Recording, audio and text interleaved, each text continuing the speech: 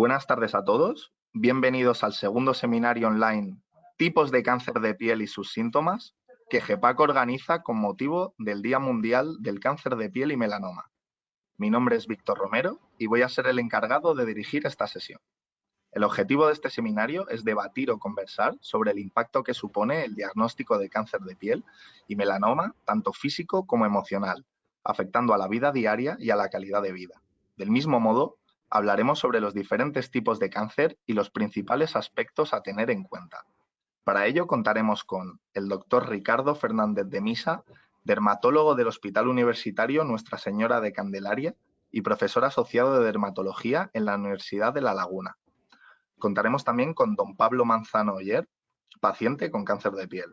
Y por último contaremos con don Miguel Rojas Cásares, psicooncólogo del Grupo Español de Pacientes con Cáncer. Cada uno de estos ponentes dispondrá aproximadamente de 10 minutos de exposición individual, tras los cuales daré paso a la ronda de preguntas en la cual podrán consultar con ellos cualquier duda.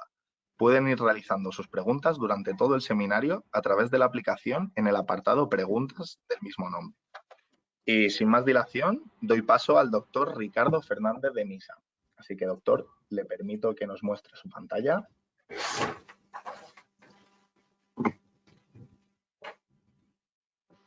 No se ha ido ahora. Nada, no se preocupe. Ponga el PowerPoint. ¿Está? Perfecto, ya lo vemos. Muy bien. Bueno, pues buenas tardes a todos y de entrada un par de matices, ¿no? Que me parece muy bien el hecho de que se hable no solo del melanoma, sino del cáncer de piel en general, porque el melanoma, como ven en la diapositiva, supone únicamente el 4% de los tumores malignos de piel. Lo que pasa es que sin duda alguna es el más mediático, pero la verdad es que ni siquiera es el más agresivo. El mayor grupo de tumores malignos de piel lo constituye el carcinoma vasocelular, con casi un 70% de los casos. Es el tumor maligno más frecuente del ser humano. A continuación el espinocelular, después el melanoma y después un pequeño grupo, 1% de los, es un grupo muy variado de tumores de diferente agresividad, muchos de los cuales son realmente, tienen un pronóstico ominoso. El segundo matiz que quería dejar claro es que las lesiones cutáneas están en pacientes, en personas, y esto nos pasa muchas veces cuando nos mandan una foto y nos piden un diagnóstico inmediato. Nosotros no vemos lesiones, vemos pacientes, y los pacientes y la población general tienen que tener en cuenta eso también, que hay que matizar en qué huésped, en qué entorno nos encontramos, ¿no?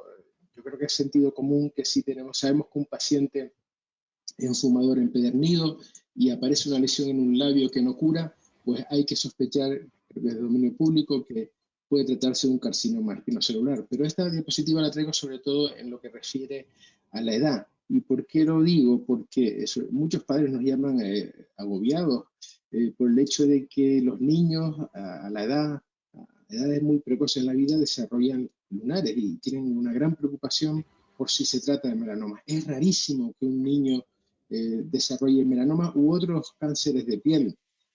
No es imposible porque en medicina no hay nada imposible, pero vean ustedes como las edades medias en las que se desarrollan son bastante avanzadas en la vida, sobre todo el carcinoma espinocelular. Y bueno, pues está bien que si aparece una lesión en un niño, algo inusual, pues se consulte, pero sin el agobio de pensar en primer lugar que se trata de un tumor maligno de piel, ¿sí? Vamos a ver unas imágenes de melanoma, porque yo siempre digo que desde luego una imagen vale más que 1000 palabras, para un dermatólogo todavía mucho más. Normalmente en la clínica no vamos a encontrarnos ni con esto, que es un melanoma que había evolucionado durante 15, 20 años, y es muy difícil hacer el diagnóstico de un melanoma in situ, porque se requiere ya una cierta experimentación, pero verán que en general se puede diagnosticar con cierta facilidad. Y para ello primero les pongo aquí unas imágenes de unos lunares normales, recordando que los lunares van avanzando a lo largo de la vida, van cogiendo cierto volumen, y eso no conlleva un peor pronóstico ni un mal pronóstico en absoluto, casi lo contrario, porque quiere decir que van madurando de una forma normal. Los melanomas pueden presentarse básicamente de 4 formas. Sí, es un tanto académico, pero yo creo que es didáctico que los pacientes lo recuerden. Una forma que es la más frecuente, que es esta que vamos a ver a continuación, que es el melanoma de extensión superficial. Con diferencia, la localización en la espalda es la más frecuente, a continuación las piernas en las mujeres, pero ven ustedes cómo es esta mancha de color negruzco, que si le damos el tiempo suficiente empieza a invadir y eso se refleja en esta pequeña tumoración que es la que va a marcar el pronóstico del paciente. Véanlo, una espalda que por lo demás no tiene más lunares y sin embargo esa mancha sobresale con facilidad. O sea, no tiene nada que ver con los lunares que hemos visto anteriormente. Es una lesión que yo creo que el sentido común lleva a que debe consultarse a la mayor brevedad posible. No tenemos este otro melanoma en la pierna de una mujer, una localización muy frecuente en las mujeres, probablemente la más frecuente en esta simetría, estos cambios de color. Después incidiremos un poquito en estos aspectos. Esta fotografía sin flash pues permite ver mejor esos cambios de color muy bien delimitados entre sí. Tenemos otro caso aquí, muy parecido, otro melanoma de extensión superficial. Vean cómo la espalda es una zona que se repite, una zona común, se repite con frecuencia. Y vemos aquí también lo que les decía, es una espalda en la que los lunares del paciente son muy homogéneos y sin embargo aparece esta mancha, esta mácula de color negro que llama la atención. Esto, pues bueno, lo normal es que llegue al paciente. Aquí es una zona muy difícil de ver, pero los familiares del paciente, algún conocido que le indique, oye, que tienes esto que está creciendo aquí, que no te lo había visto, en un paciente de un rango de edad adecuado, pues debe conllevar la visita al médico o al especialista, sin agobios, pero sin pausa, ¿no? Otro melanoma de extensión superficial más avanzado, ya con estas lesiones que van profundizando y que nos van a marcar el pronóstico de la paciente, en este caso la paciente. Y después tenemos esta otra forma que clásicamente se conoce como melanoma nodular, y verán que no tiene esta mancha marrón alrededor, sino que de una forma muy brusca el tumor empieza a crecer como si fuera aquí decimos piche, el asfalto de las playas, ese color negro de chapapote, así puesto encima del antebrazo del paciente, que se ulcera con mucha facilidad. Vean una piel muy dañada por el sol. Ya saben ustedes que el sol participa en el desarrollo del melanoma con claridad. Estas formas nodulares, con lesiones muy negruzcas, colocadas a veces en sitios que dificultan sin duda alguna el diagnóstico.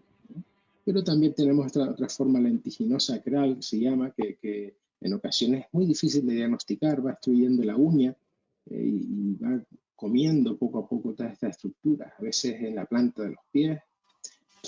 Y después esta variante que afecta sobre todo a gente de edad avanzada, que vean ustedes dos mujeres que son casi dos calcos, dos señoras de edad avanzada con un intenso daño solar y de repente empiezan a desarrollar estas manchas en la piel con esta coloración tan llamativa, tan negra en ciertas zonas, sin embargo bien delimitadas en las otras, asimétricas. Estos son léntigos malignos melanomas. Quería recordar también que el melanoma puede localizarse en cualquier estructura de la economía, no solo en la piel, sino en las mucosas, en el estómago, en cualquier zona del organismo, pero son realmente muy frecuentes, muy frecuentes, un 0,5% de los melanomas. Recordar que dentro de los mucosos la localización más frecuente es esta, la que afecta al límite entre la mucosa y la piel en la fosa nasal, y que muchas veces se manifiesta como una epistaxis, como un sangrado nasal persistente que va pasando del rojo con las semanas a una coloración más negruzca. Bueno, pues esa es la clínica más frecuente del melanoma en esta localización. Es muy, como les digo, es muy infrecuente, y no lo digo para que la gente se asuste al mínimo sangrado nasal, ni mucho menos, pero bueno, recordar que esa lesión existe y que se suelen diagnosticar tardíamente, con lo cual el pronóstico pues, es malo de estos melanomas. Y también tenemos localizaciones como en otras mucosas, como la conjuntiva, que deben consultar con el oftalmólogo. Saben ustedes perfectamente ya el ABCD con este intento del diagnóstico precoz. Ven ustedes esta lesión efectivamente asimétrica con la coloración. La simetría no es fácil de ver, porque esta lesión parece simétrica, pero una lesión totalmente asimétrica no somos capaces de encontrar ningún plano de simetría. Pero a mí particularmente lo que más me ayuda en la clínica diaria es el color. Las lesiones negras, a los dermatólogos nos dan, son un motivo de preocupación. Pueden ser, por supuesto, causas que no sean melanomas, tatuajes, traumáticos o voluntarios, pero cuando realmente la lesión es negra, tenemos que tener mucho cuidado y el paciente debe consultar una lesión negra. Pero ojo, porque muchas veces nos dicen, no, tengo una lesión negra, incluso el médico tiene una lesión negra, pero no es negra sino marrón oscura, y yo siempre digo lo mismo, entre el marrón oscuro y el negro hay un trecho insalvable. Todas las lesiones negras deben de consultarse, ese es mi consejo, sin prisa, ¿no? Ya les digo, puede ser otra cosa, pero realmente debe conllevar una visita, yo creo que en este caso al especialista. En este melanoma también, una lesión ulcerada con este color negro, y además el color en los melanomas es muy llamativo, cómo se recorta, hay unas zonas rosas, negras, rojas, marrones, pero perfectamente delimitadas entre sí, nada que ver con estos lunares normales de la paciente, que pueden tener diferentes tonos de marrones, pero no tienen nada que ver con este aspecto tan abigarrado, ¿no? A mí particularmente el diámetro, dicen que sí, bueno, si es un diámetro mayor de 1 o 2 centímetros, depende de donde consulten, pues bueno, debe hacernos sospechar una lesión maligna. A mí creo que es el menos importante de los síntomas o de los signos, porque esto es un melanoma in situ y no medía claro, casi no llegaba al centímetro, ¿no? Vean otro melanoma in situ, difícil de diagnosticar, pero si se fijan es una lesión negra, asimétrica, de bordes irregulares. Recuerdo que el melanoma in situ, esta es la forma más dulce de encontrar el melanoma, es la forma en la que las células malignas no sobrepasan la epidermis, y cuando somos capaces de extirparla, podemos decir que hemos curado el melanoma. Es la forma ideal de pichar el melanoma. Aproximadamente el 18% de los melanomas los detectamos en esta fase. Por supuesto, el diámetro, cuando vemos una lesión de este porte, pues sin duda alguna debe indicar una visita al especialista. Y no se crean que siempre ocurra. Esta paciente pues tardó bastante en consultar, quizá por miedo. Al intuir que podía tratarse de algo importante, pues retrasa la consulta. Una regla importante que nosotros utilizamos mucho en la práctica es la regla del patito feo, es decir, comparar. Generalmente los lunares de una misma persona son bastante homogéneos, y cuando hay algo que nos llama, que sobresale, pues es el patito feo. Vean estos lunares de esta paciente, sin embargo este melanoma que está desarrollando totalmente diferente, y quizá en esta espalda lo vemos mejor, de un paciente con muchísimos lunares, pero hay uno aquí que es diferente, es más negro, más rosadito. Ese era el melanoma, el segundo melanoma que desarrollaba este paciente. Vean aquí, la regla del patito feo, una lesión totalmente diferente a las demás.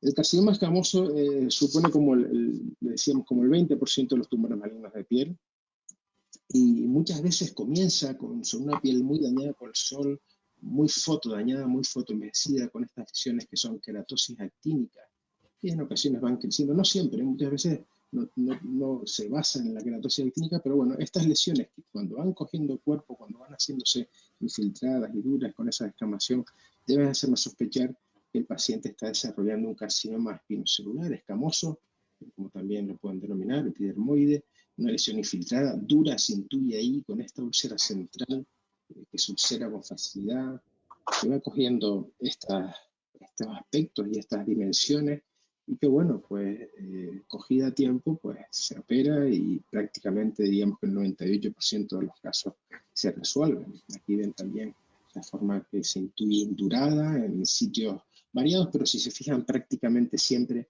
en zonas en las que el sol ha incidido durante muchos años. El carcinoma escamoso y el carcinoma vasocelular se relacionan mucho con las cantidades de sol de luz ultravioleta acumulada. No tanto el melanoma, que ya lo sabrán ustedes, que se relaciona más con las quemaduras agudas.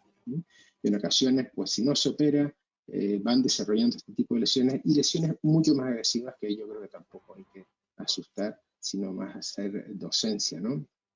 Recordar que el carcinoma escamoso en el labio tiene una importancia muy especial, porque tiene todavía una mayor agresividad, y que una lesión en el labio que no cura, que se va indurando, debe hacer sin prisa, pero sin pausa, consultemos con los especialistas adecuados, ¿no? Porque una buena cirugía soluciona el problema. Este paciente aquí se curó, esta paciente falleció. Y por último, el grupo más frecuente de cáncer de piel lo constituye el carcinoma vasocelular. Como veíamos, un 70% de los cánceres son carcinomas vasocelulares y afortunadamente es el menos agresivo de ellos. En la mayor parte de los casos simplemente representa un problema local. Una vez extirpado se soluciona. Aquí vemos cómo suele empezar, una pequeña maculita difícil de identificar, pero yo siempre digo también a los alumnos y a los residentes que una ulcerita, en un rango de edad adecuado, una ulcerita, una heridita que hace su costra hemática, que parece que sana, pero vuelve a abrirse, y así estamos a veces durante meses, y a veces durante años, ahí hasta que no se muestre lo contrario, hay que sospechar un carcinoma vasocelular. Mira, esta paciente con 2 carcinomas vasocelulares, poco a poco va desarrollándose, va cogiendo más cuerpo, perfectamente operable en estas fases tempranas y totalmente curable. A veces crece muy lentamente, muchas veces la gente se lo disimula y va siendo difícil incluso en ocasiones detectarlo, pero ahí va comiendo siempre localmente, comiendo y destruyendo la piel, los cartílagos, y en ocasiones pues va haciendo ya unos destrozos mayores, sobre todo en ciertas localizaciones que son después, esto sí, más difíciles de resolver desde un punto de vista quirúrgico, porque entran por orificios naturales y es más difícil erradicarlos por completo.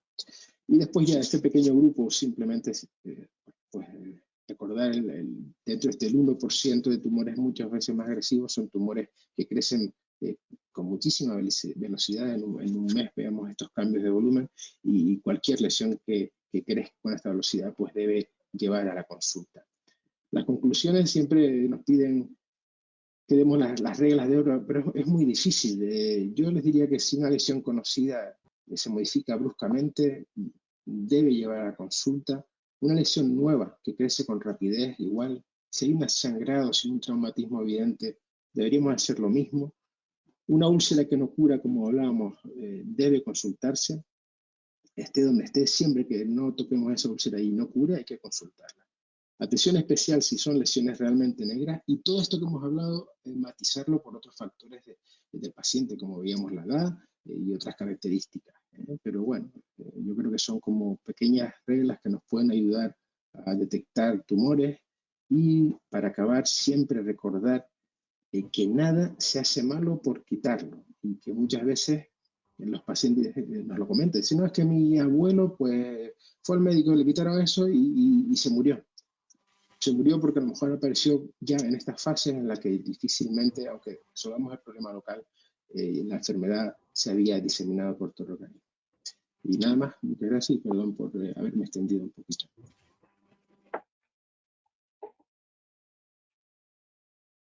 Pues muchísimas gracias, doctor, por su intervención y por su presentación. Y nada, si a continuación le cedo la palabra a don Pablo Manzano Oller, que nos va a contar un poco pues, su experiencia desde el punto de vista del paciente. Así que, don Pablo, cuando desee. Muy bien. Hola, buenas tardes. Bien, voy a contaros un poquito, pues, qué fue lo que me ocurrió a mí. Yo iba al especialista, al dermatólogo, porque me estaba tratando unas queratosis seborreicas por cuestión estética, no por otra cosa. Y bueno, estuve como un año, cada 6 meses, y ya en una de las revisiones, una nueva dermatóloga que me tocó, pues se fijó un poco más de cerca en esa queratosis que tenía, y no le gustó mucho, tuvo buen ojo clínico y decidió hacer una biopsia. Y bueno, con el resultado de que continuaba de que era un melanoma que se encontraba ahí oculto justo dentro de la queratosis, lo cual es bastante difícil de ver, por lo que me han comentado, ¿no?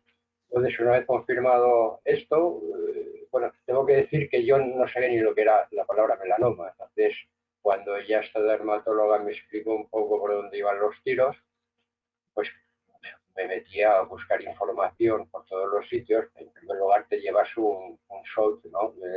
No sabes muy bien cómo reaccionar, buscas información por todos los sitios y en fin, información que ha de buscarse en los lugares adecuados, ¿no? En sitios de confianza, no cualquier comentario que se vea en internet es suficiente. Aparte que siempre el consejo del dermatólogo es lo que más vale, ¿no? Y bueno, se confirmó, como digo, el melanoma y ya paso al hospital y lógicamente lo primero que hacen es la cirugía, es decir, extirpar, dejando unos bordes de seguridad y demás. Y en principio todo salió bastante bien, sin mayores problemas. Aparte, estéticamente yo lo tengo en el cuero cabelludo, pues tenía allí como una especie de cráter lunar que impresionaba un poco, pero se curó rápido y sin problemas. Lo único que justo en la cicatriz de la cirugía, pues apareció otro. Entonces hubo otra, bueno, anteriormente hubo radioterapia en la zona y posteriormente hubo una segunda cirugía cambiándome prácticamente todo el cuero cabelludo por una cirugía de colgajo que llaman, para tapar el anterior cráter y no producir uno nuevo. Y bueno, pues quedó bastante bien. Al principio, el primer día impresiona muchísimo porque eso que deja en la cabeza un poco a los Robocop es impresionante, pero luego al final queda todo bastante bien. Pasé por radioterapia, pero todo bien, pero no se marchaban. Parecía lo que comentaba antes el doctor, me quitan uno y me salen 4, ¿no? Parecía que contra más agresivo era la cirugía, más melanomas, más manchitas salían. No sé, es una cosa muy curiosa. Yo decía a mi dermatólogo que parece que como si entráramos en un nido de cucarachas y al entrar se expandieran por todos los sitios, ¿no? Porque al final se expandió por toda la cabeza. Y todo esto son realmente puntitos muy pequeños. Lo de los 6 milímetros, nada, son casi pecas, muy pequeñitos, pero ahí están. En una ocasión me hicieron como 40 agujeritos en la cabeza, ¿no? Me fueron extirpando uno a uno a ver qué pasaba, porque tenía lo que llaman en tránsito, una metástasis en tránsito, y entonces pues me pillaba por toda la cabeza, sinceramente. Y bueno, pues al final, como método adyuvante, porque por dentro, digo, dentro del cuerpo parece ser que estoy limpio por ahora, pero como método adyuvante pues decidieron que estuviera un año de tratamiento con nivolumab. Todo ha ido perfectamente, lo he llevado muy bien y bueno, las revisiones posteriores parece que están dando buen resultado y eso en principio es lo que, como lo he ido llevando poco a poco. Ya estoy un poco olvidado de ello, es decir, la primera impresión, el primer shock de la confirmación y demás, pues queda un poco en el olvido. La verdad es que apenas me acuerdo de que lo tengo, salvo cuando me miro la cabeza y me veo todo lo demás, o en el móvil la cantidad de fotografías que tengo de la evolución de mi cuero cabelludo y demás, ¿no? Pero procuro no prestarle muchísima atención, pero sí no fallar ni a una sola revisión, de seguir todos los consejos de mis dermatólogos y en fin, en principio esa ha sido un poco mi historia en cuanto al melanoma. Una sorpresa y bueno, y ahora convivir con él. Tengo muchos sombreros, muchas gorras, muchas gafas de sol y mucha crema solar y siempre me acompaña. Eso recomiendo que todo el mundo lo tenga en cuenta. Muy bien, muchísimas gracias, don Pablo, la verdad, por contarnos su experiencia e ilustrarnos con ella. Y por último, contamos con don Miguel Rojas Cázares, que nos va a explicar más en profundidad los sentimientos y emociones que pueden aparecer durante el proceso oncológico, en este caso concreto del melanoma. Así que Miguel, cuando desees, adelante. Sí, bueno, muchas gracias, Víctor. Pues para comenzar, ¿no? Como bien explicaba Pablo, que cuando te dan un diagnóstico, ¿no? De bien sea carcinoma vasocelular, bien sea melanoma, ¿no? No te quedas, ¿no? No sabes muy bien qué es eso, ¿no? Pareciera que suena mal un poco, ¿no? Por ese primer impacto, y muchas veces nos lleva a buscar esa información, ¿no? Cuando tenemos cierta sospecha o cuando ya nos dan un poco esa etiqueta o ese diagnóstico que nos ha dicho el médico. Y bueno, lo principal que hacemos es buscar por internet, ¿no? Y es importante, ¿no? Un poco por la experiencia que nos llegan a nosotros, por los pacientes con este diagnóstico, es buscar esa información, pero muchas veces buscamos esa información en función de nuestros propios miedos, ¿no? ¿Cuánto tiempo me queda? ¿Qué tan peligroso es? Y conseguimos información que muchas veces no se corresponde con con el pronóstico un poco de lo que es la enfermedad. Y entonces, por eso es súper importante nosotros desde un principio entrenar al paciente en esa relación médico-paciente, porque la comunicación del dermatólogo, del oncólogo, del profesional que lo lleve, se vuelve indispensable. Por supuesto, cuando ya también tienes ese diagnóstico, te surgen una serie de preguntas, ¿no? ¿Cómo lo afronto? Muchas veces en algunos pacientes como cierta culpa, ¿no? Yo me lo he provocado, no me he cuidado lo suficiente. Es algo que muchas veces nos toca trabajar nosotros en terapia, ¿no? Pero ¿qué pasa? Pues viene luego esa fase del inicio de los tratamientos. Dependiendo de la fase en la que se encuentre el paciente, sí es verdad que aquí tenemos una variedad de situaciones. Tenemos un paciente que a lo mejor, pongo un ejemplo así quizás más común, ¿no? Un carcinoma vasocelular que está acogido relativamente a tiempo y no lo percibe como un problema. Es más, ni siquiera se consideran que hayan tenido algún tipo de cáncer. O sea, no son conscientes plenamente del problema que han vivido.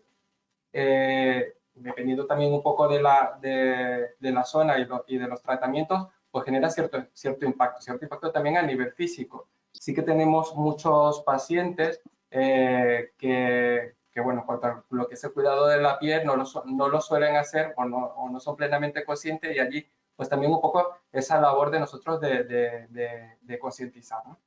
Principalmente cuando están recibiendo tratamiento, lo que les interesa es que todo salga bien. Pero dependiendo del tratamiento, va a depender un poco ese afrontamiento y ser conscientes realmente de la enfermedad que están viviendo.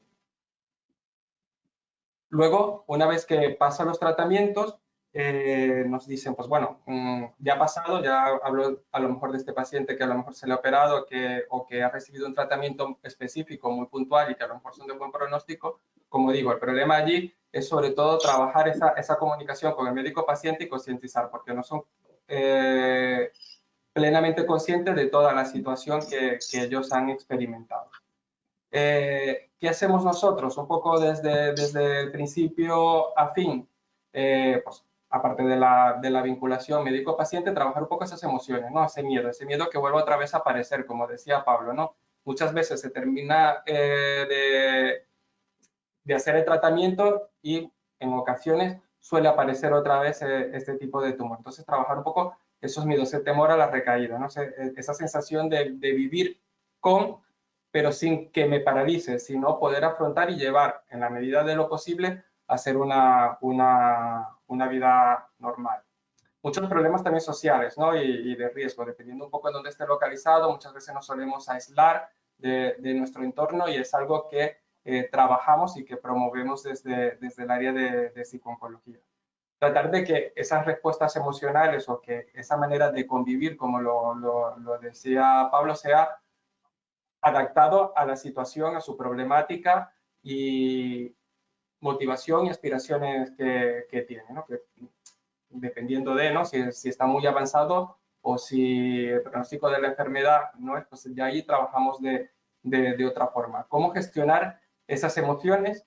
También un poco todo lo que es los hábitos de vida saludable, ¿no? Educación y promoción de la salud, buscar un poco cuáles son esos cuidados que deben de tener. Y bueno, un poco la idea de esto es un poco más o menos comentar, pero bueno, lo más importante yo creo que son las consultas, que allí, las preguntas, que allí ya pues con cualquier duda que tengan ya lo puedo responder mejor y adecuado un poco en función de las necesidades de las personas que nos están escuchando.